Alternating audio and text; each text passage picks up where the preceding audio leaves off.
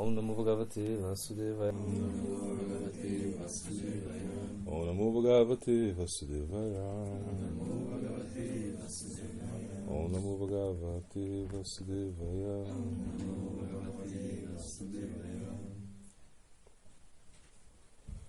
Bom, vai continuando aqui. Bhaktivedanta Narayana Goswami Maharaj comentando o Padeshambrita, né? Então, o que significa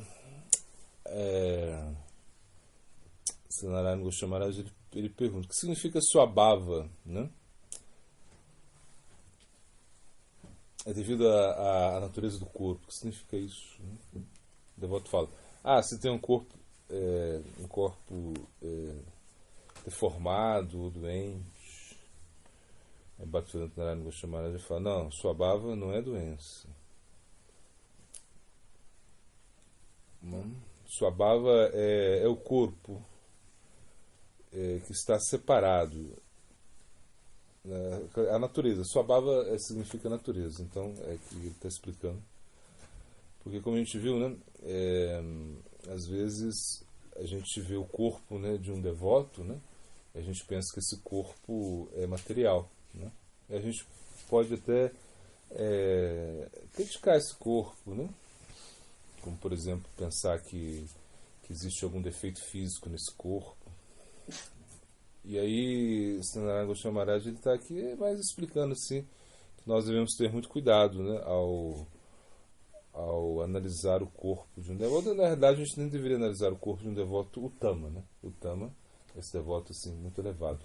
A gente deveria ter um certo cuidado, porque na verdade ele já tem o Swabhava, né? Ele já tem a sua posição original, constitucional, né, na consciência de Krishna. Esse devoto ele já está situado, né, nesse plano. Então, se a gente critica, né, esse devoto, ou mesmo se realmente esse devoto se comporta de uma maneira um pouco estranha, então nós vamos cometer ofensas, né? Ele está explicando mais isso, assim, que realmente que com esses devotos assim, muito elevados, né, o Tama, a gente tem que tomar cuidado, assim, para não ficar julgando esses devotos, porque eles podem ter um comportamento um pouco estranho, né? E isso pode causar uma certa...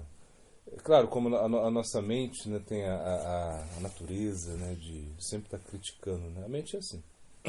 Ela está sempre julgando, criticando, ela, o tempo todo ela está assim, comparando, né?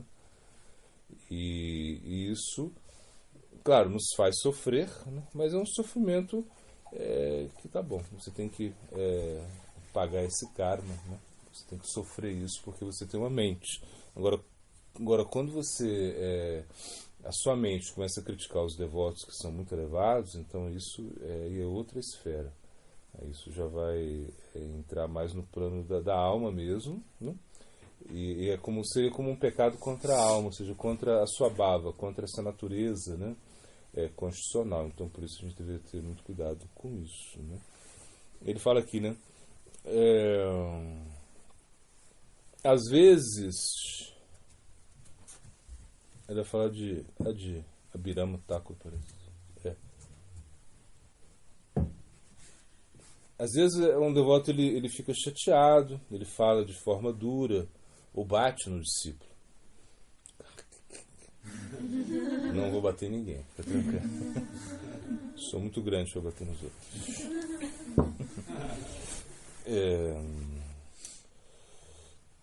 Como Ramadas Abhirama Thakur, que utilizava o seu chicote com todos. Isso é o Swabhava, né? Ou seja, a sua natureza, né? A sua natureza.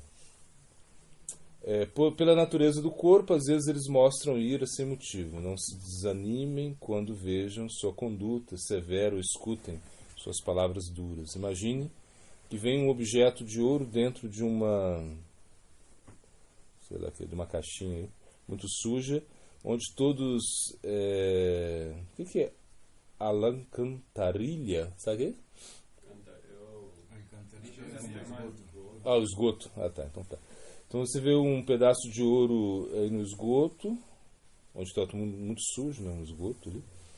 Então o que vocês fariam, né? Vocês olhariam ao redor para ver se alguém os observa, logo vocês jogariam a água, né?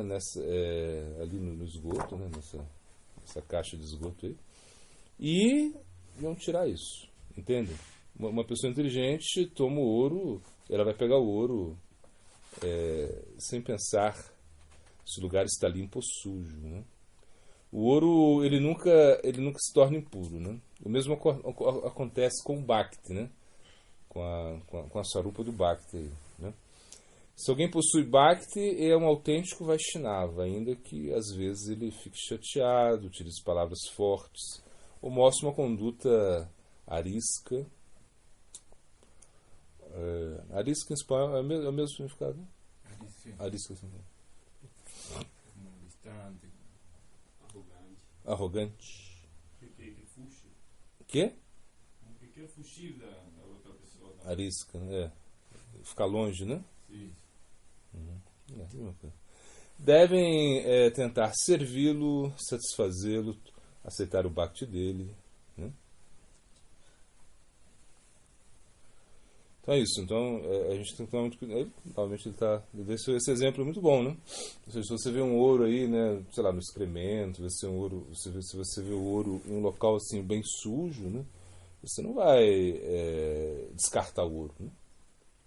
Então, da mesma forma, a gente não pode descartar o bhakti, descartar aquilo, né, que o devoto puro está nos entregando, né, simplesmente porque a gente vê algumas falhas nele, né? Ou mesmo isso também acontece com o dança sagrado, né? Por exemplo, quem vai a Vrindavana, né? Quem vai a esses locais, aí vê muita sujeira, né? Contaminação, coisas assim muito estranhas, vê um monte de porco, né? Comendo cocô no esgoto e vê, nossa, cachorro, é uma coisa assim meio estranha mesmo. É verdade. Mas ali é Vrindavana, né? Ou seja, por quê? Porque os nossos olhos, nós não somos capazes de perceber o dança sagrado, né? O aspecto transcendental do Dan, né? Do local sagrado. Então nós simplesmente vemos essas coisas externas, né? Uma vez Prabhupada Bhaktisiddhanta, né, ele estava caminhando com seus discípulos, acho que isso foi em maio, né, e passou num local, né, onde estava tudo defecado, assim, né, porque na Índia, assim, nesses locais, bom, na Índia, esses locais assim mais, né, que são vilas, assim, geralmente eles não têm nem esgoto, assim, uma coisa assim, um pouco rústica mesmo. E aí eles defecaram, assim, no local, tinha um local que estava bem defecado, assim. E quando eles estavam passando ali perto, um discípulo, né, tampou o nariz, né? E para não sentir o cheiro daquilo. Aí Prabhupada Bhaktisiddhanta começou a sorrir assim e falou assim: não, você não está entendendo, né? Você não está entendendo nada. Aqui não tem um cheiro ruim, né? Aqui é um cheiro de néctar, aqui tudo é néctar, é o dança sagrado, você está no dança sagrado, né? Então assim, foi uma coisa assim que impactou todo mundo, né? Claro, um devoto puro, ele é assim, ele não vai ver nada ruim, né? Em aspectos externos, né? O meio ambiente ele vê como tudo agradável, como tudo fosse néctar, né? É uma chuva de néctar para um devoto puro. Nós não estamos nesse patamar, não adianta ficar imitando isso, né? Você achar que tudo está lindo, tudo está maravilhoso, né? O cachorro te mordeu, Hare Krishna, foi um plano de Krishna. Não, você não vai pensar nisso, né? Mas o que você tem que entender? Você tem que entender que realmente você tem que melhorar, né? Não sei porque nós estamos no Bhakti, é para melhorar. Ninguém nasceu perfeito, né? Se ninguém nasceu perfeito, nós estamos assim num processo, né, de purificação, né? Vida após vida, né? É como Krishna lhe diz, como dizer? Bahunam Jamanante Gnanavamam Prapadante Vasudevaham Sarvaiti Samahatma Sudurlabha. É disso esse verso, né? Sim. Então é isso. É que vida após vida, né? depois de muitos e muitos nascimentos, né? Se você entende que Krishna, ele é a causa de tudo, né? Ele mantém tudo, ele é o controlador de tudo, né? Então você começa a prestar, né, serviço amoroso a ele, ou seja, você vai se render a ele, na realidade, o verso fala. Você se rende a ele, aí tudo vai ficar muito maravilhoso, tudo vai ficar cor-de-rosa. Mas enquanto isso não acontece, você vai começar a ver só defeito nas coisas. Ou seja, porque essa é a nossa tendência, né? É culpar muito o meio ambiente, botar a culpa nos demais, né? A gente sempre bota a culpa nos outros, né? A gente nunca consegue ver as coisas boas. Então, o conselho que se dá é que a gente deve desenvolver uma mentalidade de abelha, né? O que significa isso? Que ela vai no néctar, né? Ela vai buscar o néctar das flores. E abandonar essa modalidade, né, de mosca, né, que só vai no excremento. Então isso não é fácil. Mas esses devotos, eles conseguem fazer isso. Eles conseguem ver só coisas boas, né? Porque eles são bons. A sua baba, a natureza deles é muito boa. Então eles não conseguem ver nada ruim. Então, inclusive, quando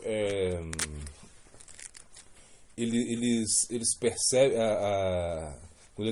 quando eles têm um contato com as pessoas desse mundo, né, eles não têm assim, essa malícia de discriminar o que é bom e o que é ruim. Para eles, todo mundo é devoto puro, todo mundo. Eles, ou mesmo se não for assim, porque o que vai acontecer? O Tama Bhakti, uma pessoa que está numa plataforma muito elevada, ele tem que baixar. Ele tem que ele tem que descer, né, para um nível intermediário para poder pregar, né, porque senão ele não consegue pregar. Mas nesse nível intermediário ele vai, às vezes, superestimar, né, os devotos. Né? Ele vai ver coisas. De repente o devoto faz alguma coisa boa e ele superestima isso, porque ele ou seja, a mentalidade dele, né, é muito elevada, né? Então ele ainda que o devoto faça qualquer coisa, ele vai achar que isso é muito mais. Ou seja, ele pensa que isso é muito mais. É como a visão dele é assim, né?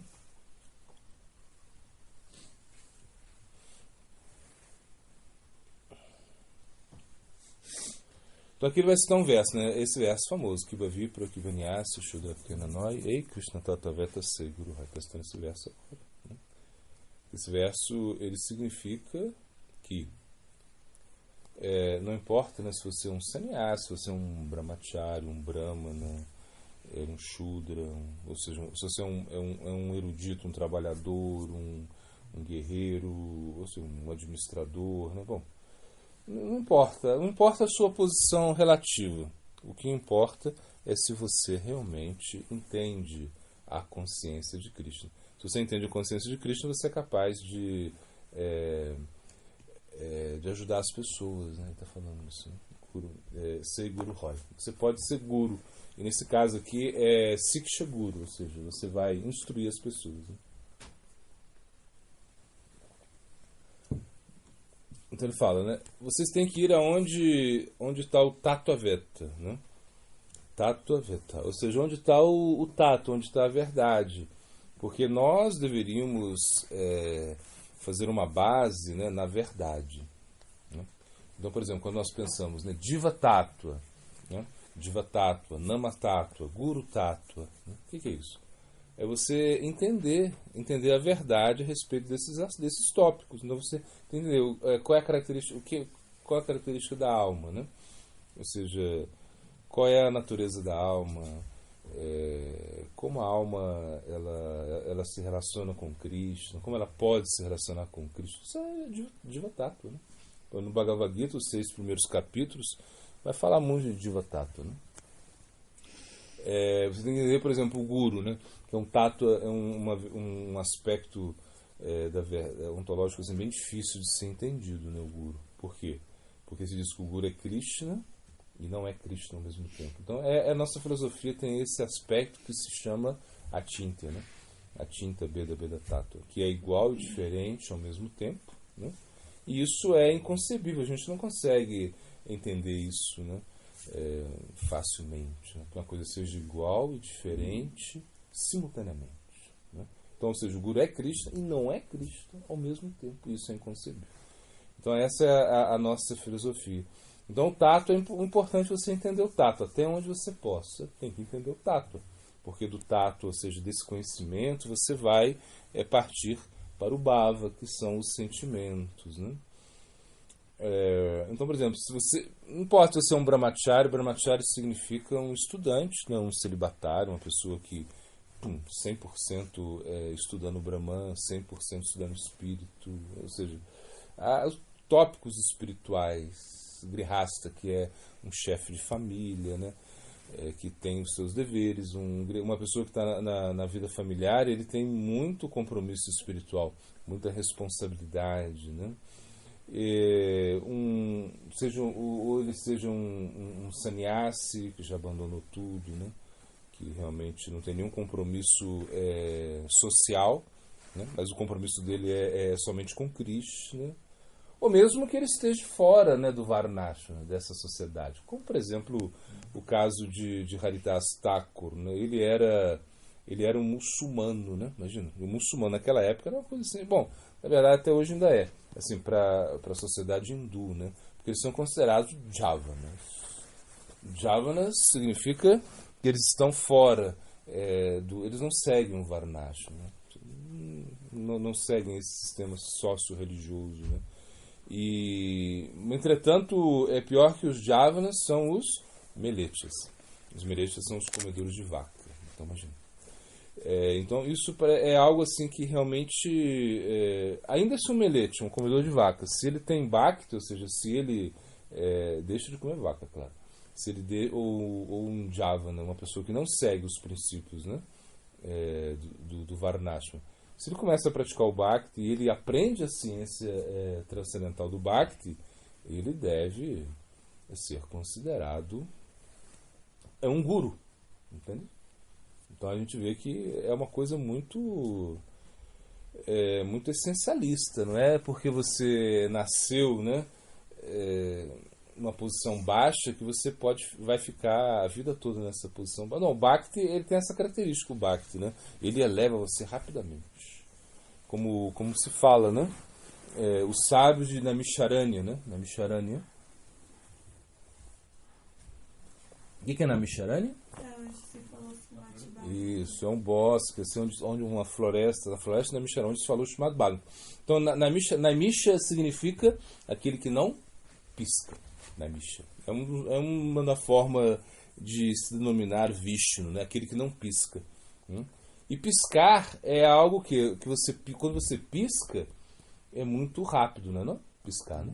Mas só que, por exemplo, as golpes amaldiçoaram o Sr. Brahma. O Sr. Brahma, ele é o criador. Elas amaldiçoaram ele por quê? Porque elas piscam. E quando elas piscam, elas não veem Krishna. Então, falar, esse criador não está com nada. Esse cara não sabe criar. Né? Porque imagina, ele criou os olhos, mas os olhos piscam. Então, está errado. A gente não vê Krishna. E da mesma forma, por exemplo, esses sábios na Misharana, eles queriam, né, alcançar o Swarga. Eles estavam ali fazendo sacrifícios de fogo, né? Eram Karma Kandis, eles eram, né? Que seguiam o Karma Marga, que é esse caminho onde você realmente faz sacrifícios para melhorar a sua posição, para você desfrutar. Então, eles queriam ir para o Swarga. Swarga são os planetas celestiais, onde as pessoas vão desfrutar muito, né? E eles falaram, mas aí chegou Suta Goswami chegou ali, Suta Goswami começou ele ia pregar o Bhagavatam para eles. Então falava que, aí se explica também que eles não piscavam, assim, a sua atenção era muito grande, né? Porque eles queriam escutar Srimad Bhagavatam. Então eles abandonaram, né, esse desejo de morar em planetas celestiais, assim, desfrutar muito, né, ter um corpo muito forte, ser muito lindo, para praticar o Bhakti, né? Então não importa de onde venha o Bhakti, né? Ou seja, não importa de onde você está recebendo. E nesse caso, por exemplo, se é um devoto, sendo um devoto, né, a gente tem que aceitar isso, né? Não importa se ele é muito feio, ou se ele é muito grosso, ou se ele tem palavras duras, né? a gente, mesmo se a gente, por exemplo, não consegue ficar perto dessa pessoa, né, porque de repente essa pessoa é muito estranha, então a gente deveria procurar outro devoto, mas a gente não deveria ofender esse devoto que realmente, no seu aspecto externo, ele assusta a gente, né? Por exemplo, ninguém, se você visse, como a gente falou, se você visse Vansiddhas de Maharaj, você não ia querer, você queria ser correndo dele, né? Mas era um grande devoto, né? Então é isso que a gente tem que tomar muito cuidado, né? Senão a gente acaba cometendo ofensas, né? E a ofensa destrói o bhakti. Por exemplo, o que ele fala é assim: se você o devoto, né, ele tem um aspecto que é a sua natureza externa, né? E essa natureza externa, ela não pode ser confundida, né, com o seu swabhava, ou seja, com o seu sentimento interno, né? Então, pode ser personalidade, uma pessoa tem uma personalidade muito forte, como, por exemplo, o Sr. Maharaj Prabhupada, ele tinha personalidade muito forte, assim. Ele trouxe a consciência de Krishna para o Ocidente, mas ele era muito forte, assim, tinha um caráter forte demais. Então, um dia, por exemplo, trouxeram leite para ele, né? E a gente sabe que o leite se toma quente, né? Não é bom tomar leite frio. Aí trouxeram leite frio para ele, então ele já brigou com um devoto, assim, gritou com ele. Poxa, como você me traz o leite frio, assim, brigou com ele. O devoto foi, esquentou o leite, trouxe o leite, ele foi tomar, tá muito quente, tá. Começou a brigar com ele de novo, assim. E aí, assim, como essa alteração de comportamento, né? Isso é caráter da pessoa, né? Personalidade. Isso não tem nada a ver com bhakti, assim, né? Então ele pode ser muito ríspido, pode ser duro, pode ser... pode realmente estar muito se relacionar às vezes o gosto dele. Por exemplo, uma pessoa uma pessoa que já é muito elevada, né? Não é que ela se torna uma pedra, entendeu? Por exemplo, uma pessoa autorrealizada, uma pessoa muito elevada, ela pode de repente gostar muito, sei lá, de jaca, né? Adorar jaca, né? E aí, assim, querer muito comer jaca, mas, então, ou seja, é um desejo que ela tem, né? Agora, se não tem jaca, ela não vai ficar em plano, entrar em depressão porque não tem jaca, entende? Essa é a característica de uma pessoa muito elevada, né? Que realmente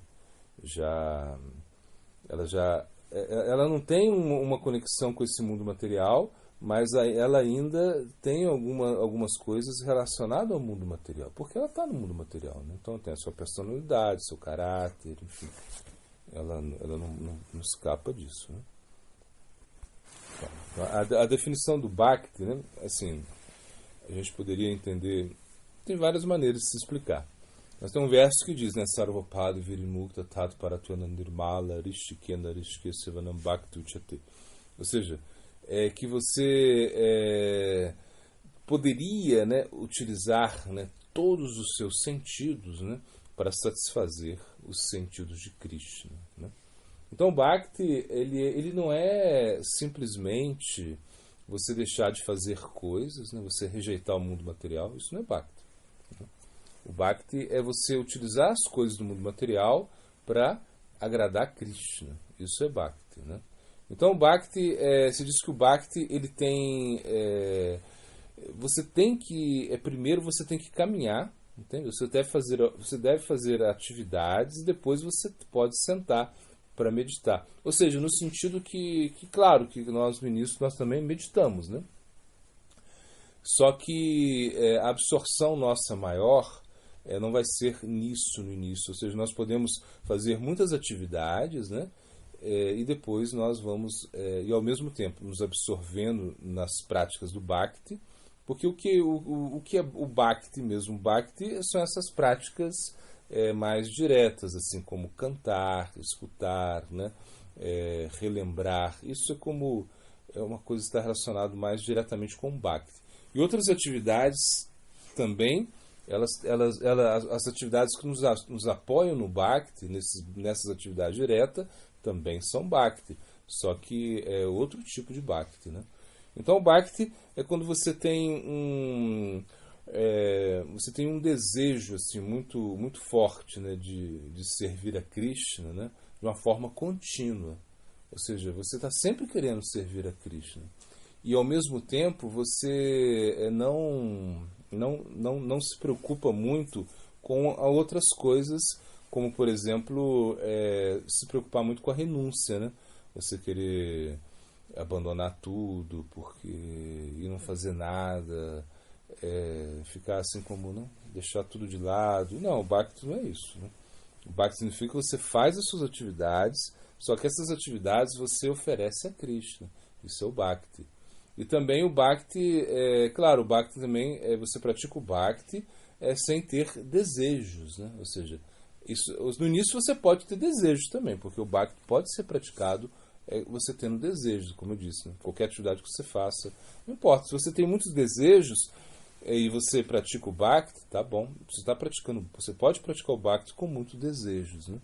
E o seu coração também pode ser muito impuro, e você vai praticar o Bhakti também, né? Então, Bhakti, claro, em poucas palavras, é um pouco difícil explicar o que é o Bhakti.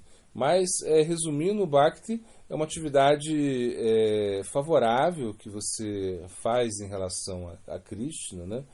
Que não tem outros desejos, a não ser o desejo de satisfazer Krishna. Então, isso é o Bhakti, né?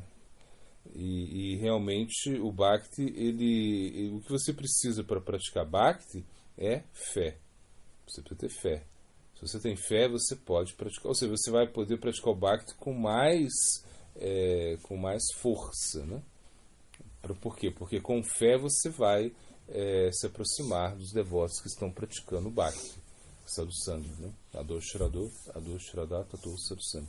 E quando você se aproxima dos devotos que estão praticando o Bhakti, você também consegue praticar o Bhakti. Então o Bhakti ele precisa o quê? De cooperação, associação. Isso é o Bhakti, né? E ele não é algo que você vai fazer individualmente só. Você pode praticar algumas práticas do Bhakti, claro, são individuais, mas você vai ter que estar sempre cooperando com outras pessoas. Isso é o Bhakti, né? Claro, então, por exemplo, se você. No mundo material, nós temos muitos desejos, né? Ou seja, nós vivemos num mundo onde nós não paramos de desejar. Ou seja, é um plano de exploração. Então, você tem desejos e você se move pelos seus desejos. Então, para satisfazer seus desejos, você faz muito esforço, não é isso? E quando você satisfaz os seus desejos, você entende que eles não estão satisfeitos. Existem outros desejos ainda. Isso é uma coisa que nunca acaba, né? É como, por exemplo, você querer apagar um fogo, né, jogando manteiga no fogo, né? Uma coisa assim, manteiga clarificada, que é o ghee. Você não vai apagar o fogo, você vai aumentar o fogo, né? Então, na realidade, a gente não consegue terminar com os nossos desejos, né? Não tem jeito. E aí chega um momento que você pensa o quê? Bom, se eu não consigo terminar com esses desejos, né? E toda vez que eu realmente consigo, né, satisfazer o meu desejo, eu aumentei a minha conta, ou seja, eu tenho que pagar por isso. É como, por exemplo, você entrar no mercado, você está cheio de desejos, você começa a colocar os produtos, né, no carrinho, né? Pelos seus desejos, né, pelas suas necessidades, e vai chegar no momento, no caixa, que você tem que pagar a conta, né? Ou paga diretamente, ou passa o cartão, enfim. Mas você vai ter que pagar tudo aquilo que você pegou, né? A não ser que sejam alguns devotos espertos aí que tem outras táticas para não pagar. Mas mesmo assim, se eles forem pegos, né, vão ter que pagar de outra maneira. Então, na realidade, é isso. Você tem desejo, você pega coisas, você tem que pagar. Não é isso? Agora, aí no momento você pensa, então eu não vou, eu vou resolver o meu problema, eu não vou ter mais desejos. Não quero desejar mais nada, não quero mais participar disso tudo. Então, isso é a renúncia. Então, você já não quer mais participar do mundo material. Então, você não quer mais desejar. Isso é guiana, isso é vairagya, isso é renúncia. Então você vai ficar sentado, né, e só meditando, né? Então isso é difícil demais. Mas é uma boa ideia você não querer participar desse mundo, né? Você não ter desejos, né? Mas quando você pratica o Bhakti, né, você vai ver que você tem desejos e você também tem uma renúncia, como uma mescla do desejos que você tem e da renúncia que você também vê que o mundo material não está com nada. Né? Então você fica como... essa mistura é o Bhakti. Ou seja, então o Bhakti não é só renúncia e também não é só desejos, né? Mas você tem desejos, mas só que os seus desejos são transformados. Agora você começa a transformar seus desejos, né, para que esses desejos sejam direcionados a Krishna. Né? Então aí você pergunta, e aí? Né? Como é isso? Então aí a gente vê, né? Porque aí você pode ter, né, Salokya, Sati, Samipya, Sarupya, né? Que são liberações onde você pode morar, né, no planeta de Krishna, assim, em Vaikunta, né, que é um dos locais onde tem Vishnu, não é Krishna, mas é Vishnu. E ali você pode ter as mesmas opulências de Krishna, a mesma forma de Krishna, de Vishnu no caso, né? Pode estar perto dele, pode ter ou seja, você pode ter muitas riquezas dele e você vai viver nesse local. Isso é um tipo de liberação, mas o devoto também não quer isso. Então o devoto ele não quer nem a liberação impessoal ele quer, porque, por exemplo, a liberação impessoal, você se funde no corpo de Krishna, isso é o Brahman. E quando você se funde no corpo de Krishna, você perde a sua identidade, né? Você fica ali. Isso é o Brahman significa como acabou, é como um dormir sem sonhar. Você já não tem mais atividade, você já não tem mais desejos, você não, a única bem-aventurança que você tem é como um dormir, e não participar de nada. Esse é o Brahman. A gente não quer isso. E a gente também não quer nem ter essas facilidades, esse tipo de liberação, de estar no planeta de Krishna, ter as mesmas opulências, estar perto dele, enfim, a gente não quer ter a mesma forma dele, a gente não quer isso, porque ele tem muita reverência. Então o devoto, ele vai querer que o desejo dele é servir Krishna, entendeu? E aí é diferente, ou seja, existe um ego o ego de servidor você pode ter, assim, esse ego de servidor, mas só que isso não é um ego ruim, né? É um ego, por exemplo, que você está disposto a ser escravo de Krishna. E aí você pode servi-lo em dácia, ou seja, ter um dácia que é como essa atitude assim de servo mesmo, né? Você pode ter uma relação com ele em amizade, uma relação amorosa com ele. Esse existe o ego? Existe. É só que é o seguinte, a gente não quer, quando a gente fala, a gente quer acabar com o nosso ego, significa que a gente vai transformar o nosso ego. Um ego de desfrutador para agora um ego de servidor. E servidor no sentido de ter uma relação com Krishna. Então um ego de relação com... Ou seja, você querer ter um relacionamento com Krishna, esse é um ego bom. Ou seja, é o verdadeiro ego. Não é o que a gente fala, né? Claro, falso ego. O falso ego é isso, é quando você se identifica com o corpo, se identifica com aspectos, né, externos, isso é um falso ego. Mas você ter o ego de servir, o ego de estabelecer uma relação com Krishna, isso é um pensamento muito bom. Então, na verdade, o devoto, ele quando ele alcança a liberação, ele não deixa de servir, ele não deixa de atuar, ele quer fazer serviço, e isso é um tipo de ego. Por exemplo, Radharani, né, a gente olha para Radharani e a gente pensa, nossa, ela tem ego. Por quê? Porque ela fala assim, ela diz, mas o que ela diz? Porque ela é muito especial, ou seja, ninguém serve como ela serve, né? E Cristo fica muito satisfeito com ela. E ela diz, olha, eu poderia deixar outras pessoas fazerem um serviço, né? Se elas conseguissem fazer, mas elas não conseguem fazer como eu faço. Elas não conseguem agradar Krishna como eu agrado. Por isso eu tenho que fazer. Então Krishna fica satisfeito comigo, né? Então isso que é a diferença, né? É você satisfazer Krishna. Então, para você tentando satisfazer Krishna, você pode manter o seu ego também. Não tem nenhum problema. Não tem? Não. O que acontece é o seguinte, quando você pratica o Bhakti, né? No início é como se fosse... É como uma amostra grátis, né, que Krishna dá, né? Ou seja, no início ele te mostra uma coisa assim, uau, incrível, né? Você começa a... se você tem um Sukriti, e aí você tem uma amostra grátis, um sentimento que você realmente pode alcançar isso, que vai ser lindo, que vai ser muito fácil, vai ser tudo prazeroso, você vai poder sentir uma bem-aventurança, você vai poder cantar e ser feliz, ou seja, isso é como uma propaganda enganosa, assim, a gente pode dizer, né? Ou seja, como você aceita o Bhakti e você vê que é uma coisa incrível, que não existe nada superior a isso, e você acha que realmente vai ser assim, como uma linha... Você vai, assim, a 100 quilômetros por hora o tempo todo e vai fazer tudo e vai conseguir tudo. Mas depois você vê que não é assim. Ou seja, que vai haver ajustes, vão haver obstáculos e que você não vai conseguir realmente fazer tudo aquilo que o Bhakti propõe. Porque realmente o Bhakti, se você quer praticar o Bhakti de maneira séria, né, você tem que, o quê? Ser sincero. Né? Primeira coisa, tem que ser sincero, querer praticar o Bhakti. Né?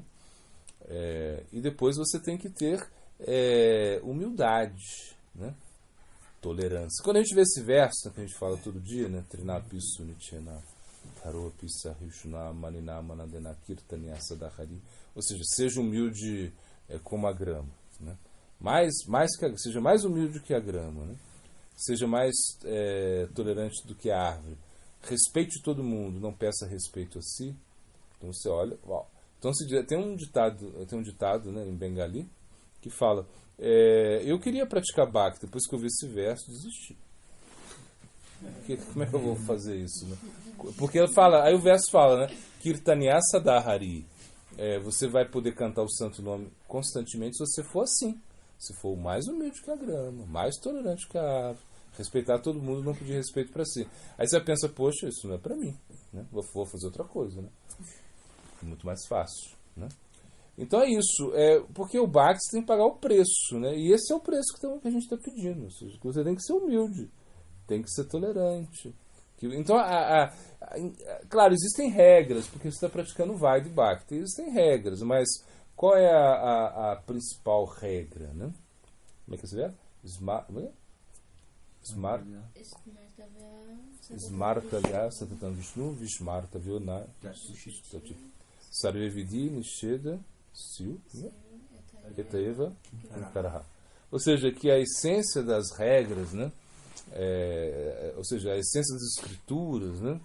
A essência de todas as regras é sempre se lembrar de Krishna, nunca esquecer de Krishna, e que Krishna ele é a fonte de Vishnu, ou seja, é como a essência de tudo. Ele fala que Krishna é a fonte de Vishnu, a essência é essa.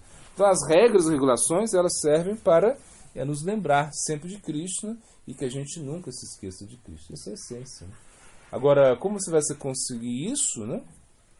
Com o tempo, né? Com o tempo. É como tudo na vida, né? Você pensa assim, eu lembro, a primeira vez que eu cheguei numa quadra de basquete, né? Eu fui jogar, eu joguei basquete. Aí eu cheguei na quadra de basquete, olhei aquilo ali, né? E vi o cara lá, né? Jogando, acertando um monte de coisa. Né? Você olha assim, você, caramba. E o outro lá, né? Dando aquelas enterradas, assim, cara, eu falei. E quando você pega a bola, assim, você está muito longe disso, né? Muito longe disso. Mas você pensa, mas aí é o que? Aí depois você percebe, né? Não é tão fácil assim, né? Você tem que treinar, tem que se dedicar. Se você quer avançar no Bhakti, você tem que se dedicar ao Bhakti, não adianta. Você tem que cantar muito, você tem que praticar muito, você tem que ter um certo conhecimento. É uma ciência isso, não é uma coisa que você pensa, mas eu não consigo nada, eu não consigo avançar, mas você não se esforça, né? Você não coloca a energia nisso como você deveria colocar, né?